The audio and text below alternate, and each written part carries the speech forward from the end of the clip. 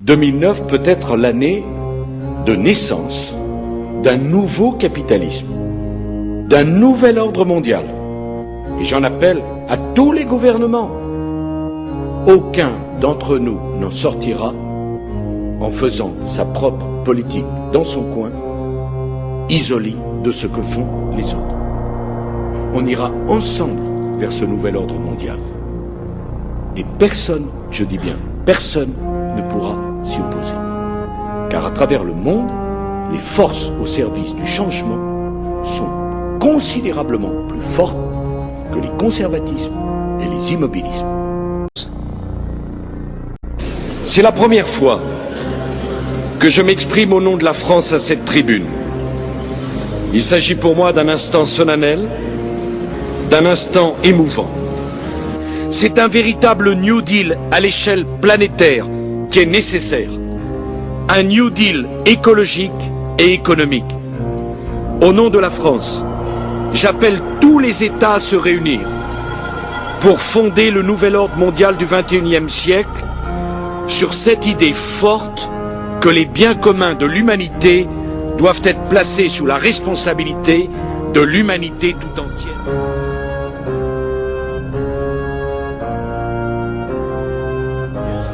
There have been differences between America and Europe. No doubt there will be differences in the future. But the burdens of global citizenship continue to bind us together. A change of leadership in Washington will not lift this burden. In this new century, Americans and Europeans alike will be required to do more, not less. Partnership and cooperation among nations is not a choice. It is the only way, the one way to protect our common security, our common humanity.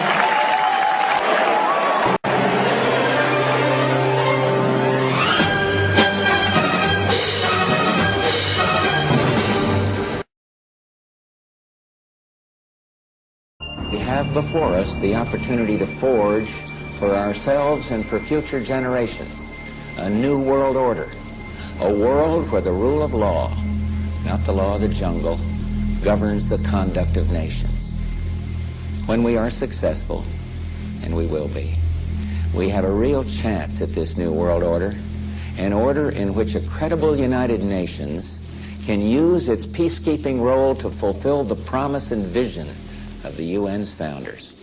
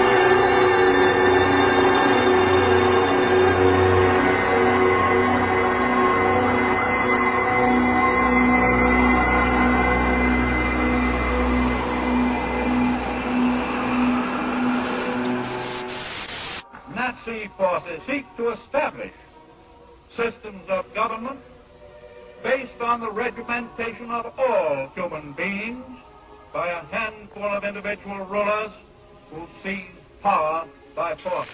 And the hope that each of us has to build a new world order. A new world order is coming into being by a monolithic and ruthless conspiracy. It is a system which has conscripted vast human and material resources into the building of a tightly knit, highly efficient machine. by the military-industrial complex. Its preparations are concealed, not published. Its mistakes are buried, not headlined. Its dissenters are silenced, not praised. We can find meaning and reward by serving some higher purpose than ourselves. A shining for the New World Order is in part a challenge to keep the dangers of disorder. I think the most important thing is for Barack Obama. I think his task will be to develop an overall strategy for America in this period when really a new world order can be created. I think the New World Order is emerging, and with it the foundations of a new and progressive era of international cooperation. But the burdens of global citizenship continue to bind us together. In this new century, Americans and Europeans alike will be required to do more, not less. Partnership and cooperation among nations is not a choice. Yes, these men and their hypnotized followers call this a new order. It is not new, and it is not order. I am asking your help in the tremendous task of informing and alerting the American people.